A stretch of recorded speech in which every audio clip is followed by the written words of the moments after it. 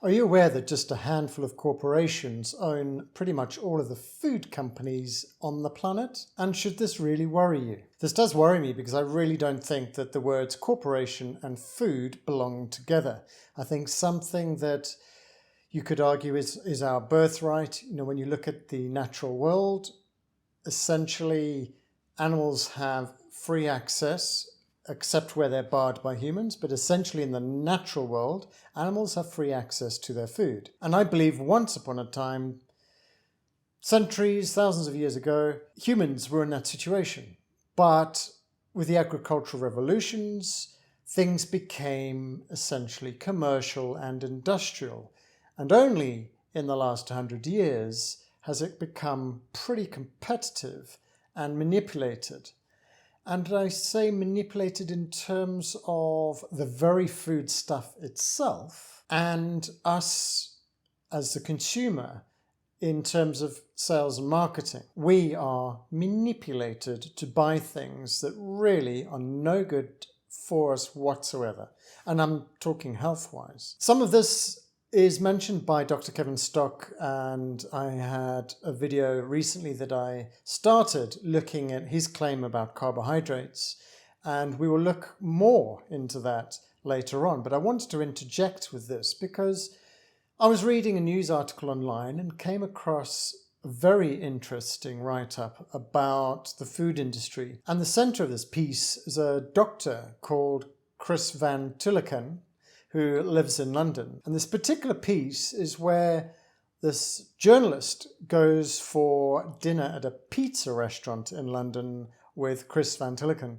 And contrary to what he was expecting, the pizza industry generally has this fast food attachment to it. And essentially what Chris Van Tulleken has said to the journalist as they sat together, this is contrary to what you expect. However, pizzas, if done correctly, can be pretty healthy. What Chris Van Tulleken has been doing in his research is on UPFs, which are ultra-processed foods. And there's a lot of that on the world today, because ultimately, from an industrial point of view, it's easy to do en masse and target at everybody, and they pretty much know most people are going to lap it up. That's exactly what we do. UPFs are damaging to our brains.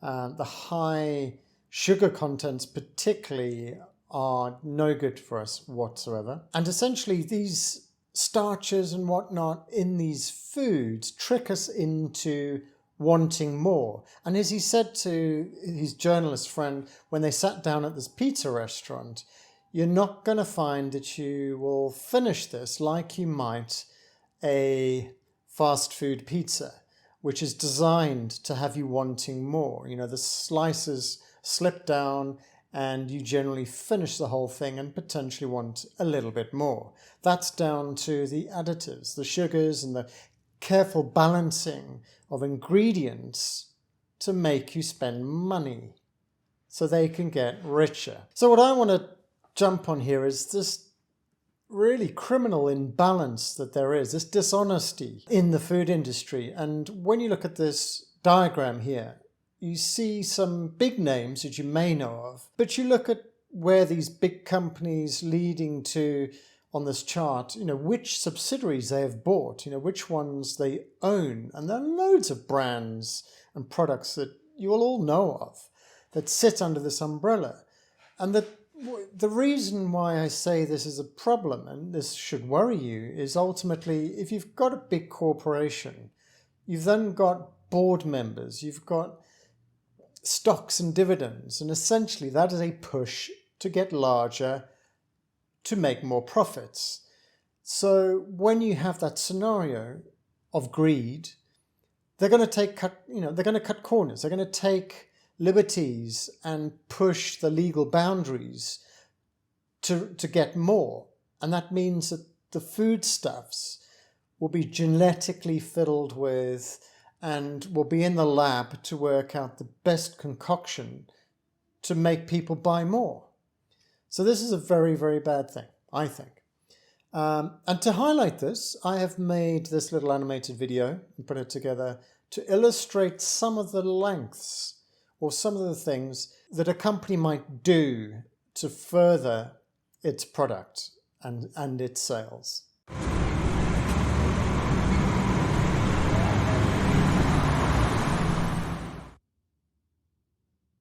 We need to sell more. Do we really need more? Yes, we need more sales. Yeah, we need more sales. Think of our shareholders. Yes, they demand more. So this is a current iteration of our corn syrup. Is there a new recipe? My God, man, it hasn't changed in decades. So we put a new label on it with the word new and they'll lap it up. Not good enough. Well, what else? I have an idea. We make the hole in the top smaller. Just ever so slightly. Ha ha ha ha ha. That sounds ridiculous. Now, hear me out. People will buy this new product and realize they need to squeeze the bottle harder to get the syrup out. Go on. After they're used to the squeeze factor, we issue another new version in 6 months. And this time, the hole is bigger. Ah, I get it. So this time when they squeeze, a lot more syrup spills out. I don't see the point. So the idiot customers will get through the second new bottle much faster and buy even more in the same space of time. Loads of companies in the industry do this, particularly the pharmaceuticals. We control demand, and we control the idiots. Show me the money.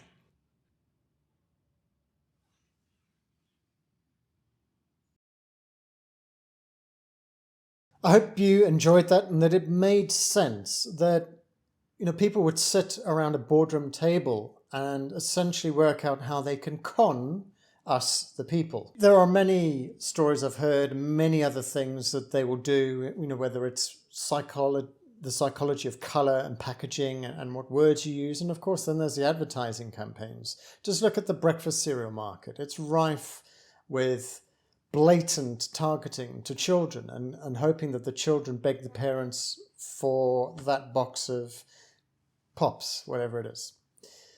Evil.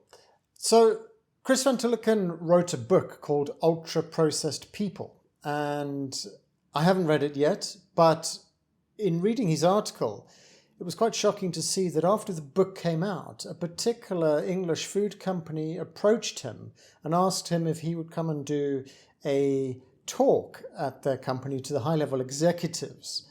And he agreed. Well, he initially agreed. So when the contract came through from this food company to Chris Van Tulleken to sign before turning up for his talk, he noticed a little fine print that stated he must not say anything disparaging about the company in public statements throughout the universe and in perpetuity. That's the most far-fetched wording I have ever seen, and I've signed NDAs in the past.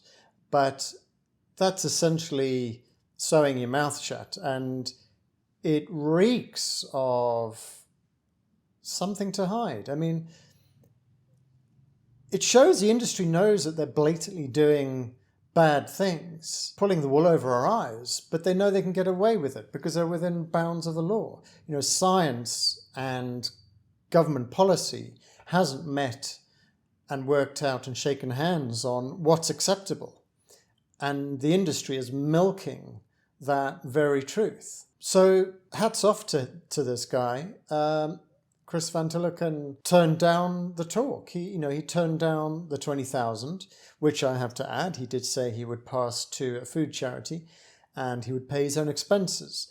But I'm glad someone's got morals in this world. The point of mentioning that bit is that the industry really is against us. They really do just want to be behemoth earners and not really care about our health. The industry's gone way too far. And I think we all know this, but I think we need reminding. And these things are only going to change if people start boycotting products, supermarkets, parts of the industry, and start pushing to their politicians. I finished filming this video a couple of days ago and was thinking a lot about it and the impact I really wanted it to have in conclusion. And I got thinking about the frustration that such a blatant issue in the food industry with such an obvious negative outcome in terms of people's health, primarily obesity, but many other conditions, and of course many unproven conditions, cancers, for example, whether they are intrinsically linked to our diets, hasn't been studied. But it seems there could be an influence, and it's worth looking into. But what I really think is that surely modifying your diet and getting rid of obvious bad things is such a simple thing to do that why wouldn't you do it? And it got me thinking that I've got a couple of friends in various places, and they note how a little bit overweight they are than they want to be. They're not obese by any means, but both in their own ways have their concerns. And then I look at what their diets are and what their habits are. And it's, for me, having done all of this research and been on my own journey of doing the carnivore diet and not taking in any fruits, vegetables, carbohydrates, sugars, essentially, that I lost weight. And I wasn't meaning to lose weight. I was already, if anything, underweight. But it proved to me that a lot of what we eat is just loaded with fat-inducing substances. Let's call it sugar. But when I mention options or what I've found to these friends, one of them particularly, he gets it. He understands what I'm going on about and has a degree of credence in it, but simply just cannot entertain the idea of embarking on a journey like that himself. Which makes me think, why would that be? I mean, wouldn't, if you were given the secret to a healthier life, wouldn't you take it? Well, I think what's against us is our expectation for easy access and simplicity. We want everything to be spoon-fed for one, but we're so focused on self-gratification and entertainment and playing with our phones and communicating that we don't, you even see it in the office place. People aren't working, they're sitting on their phones or browsing the internet.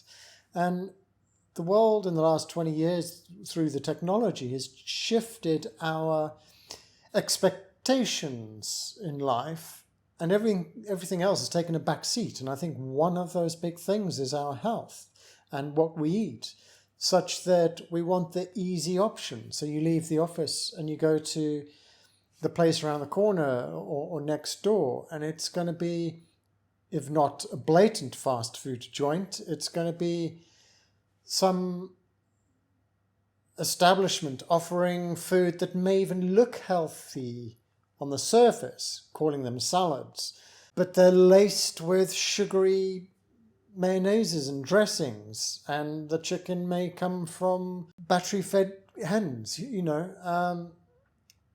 but it's easy. I want to get back to my desk. I want to get back to the game. I want to go for a drink. And that's the other thing. Alcohol, beer, the consumption, particularly in the office, city workers, that social, I was going to say social need, but generally there's a social need within humans. But the fact that it is centered around alcohol is a shame. But of course, people hearing that are going to think, why is that a shame? Well, look at your health. And look at those who are really suffering. If it's not, I've drunk so much beer, I've put on 20 kilograms in the last year, it's going to be cirrhosis of the liver. It's going to be internal conditions rather than those that are visible. Alcohol blatantly does really bad things to the skin. My skin flares up if I do drink a beer, but generally I don't drink alcohol.